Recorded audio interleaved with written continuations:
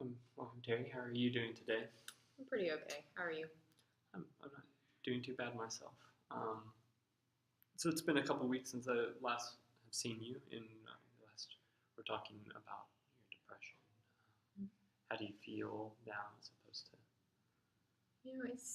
It's gotten a lot better with the groups. It's a lot better than it was 2 months ago, definitely. Good. I'm very happy to hear that. The something we also brushed upon a little bit, though not quite as much, was your smoking habits. Mm. I was wondering if you'd feel comfortable talking about that today with me. Yeah, I guess so. So, could you give me an idea of potentially how much you smoke? Um, like in a day, About a day, probably two two packs. two packs a day. Yeah. Okay.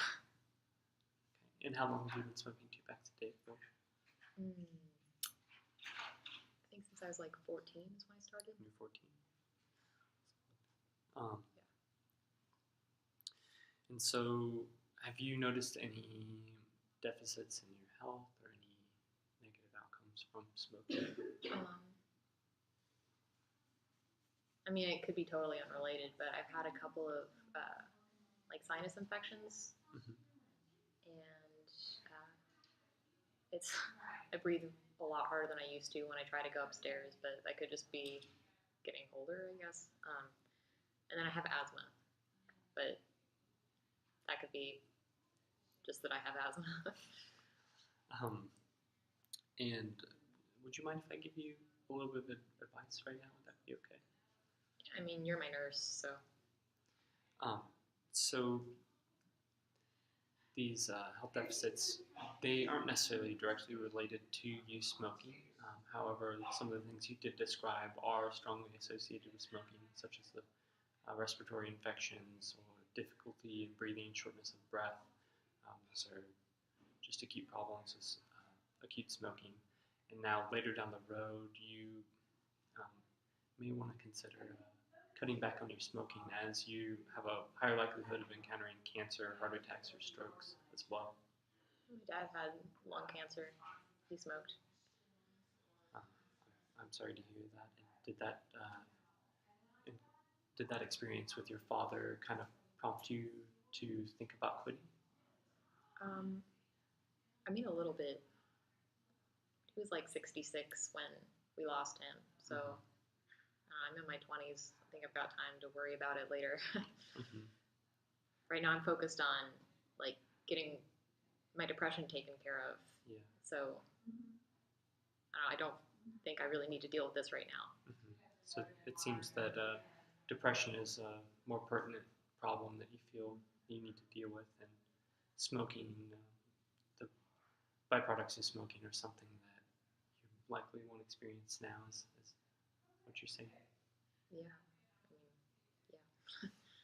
I mean, yeah. So I've got what's called a readiness ruler, and I'm just gonna ask you a couple questions, and if you could kind of rate from 0 to 10, if you could describe to me the importance of changing by picking a number on this number line, with 0 being not important, changing at all, or 10 being the most important thing in your life to change.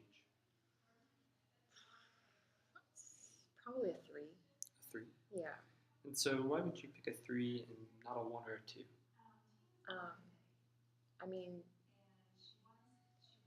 the stuff you talked about, like, it could affect me a lot later on. I feel like I probably should do it for my health. Um, and then I also, if I didn't have to, like, leave and smoke every so often, I could spend more time with my niece. So, And so, um, how confident would you be that you can change on the same number line if you could rate I'd say a 2. a 2? Yeah. And you pick a 2, but why not a 1? I mean, I'm not totally incompetent. Smoking's a big part of my life. Mm-hmm. So even if I want to, I don't know Yeah. if I can. But, like, I've done other stuff. Okay. Well, thank you for answering that. So, something you also brought up was you brought up some of the health issues, and you brought up your niece, and so um, is there a reason that you can't be around your niece? Yeah, my brother doesn't like me to smoke around her, which I get. Like, secondhand smoke is an issue, but um, I guess it'd be nice if I didn't smoke, then I could spend more time around her. So would you say that that would be a pro of you quitting smoking? Oh, yeah, definitely. Could you possibly list some other pros of quitting smoking? Um, Maybe my respiratory infections would stop happening. Mm-hmm. Those are annoying. I don't know, I wouldn't end up like my dad, Mm-hmm. and it's expensive, so save some money. And so, what are some cons of quitting smoking for you? Uh, well, it really, I think I use smoking to help me calm down a lot of the time. Mm-hmm. It's like when I'm stressed out or I need to like just take a break and get away. That's a lot of the time when I'll go smoke. Um, and I think I use it to cope with my depression too. Mm-hmm. So I don't really want to risk that, you know? Yeah, I can understand that's a difficult thing to encounter, and be hard to kind of create the conditions to relapse into that. Yeah. So, could you also describe maybe some pros of you continuing to smoke? Um, I mean, I think maybe it'll help me with my depression still. Mm-hmm. Uh, that's pretty much it. Like, I think it's also, I've been doing it for so long, it's kind of a part of who I am. Mm-hmm. I don't really know who I'd be if I wasn't, like, constantly smoking. So that's kind of scary.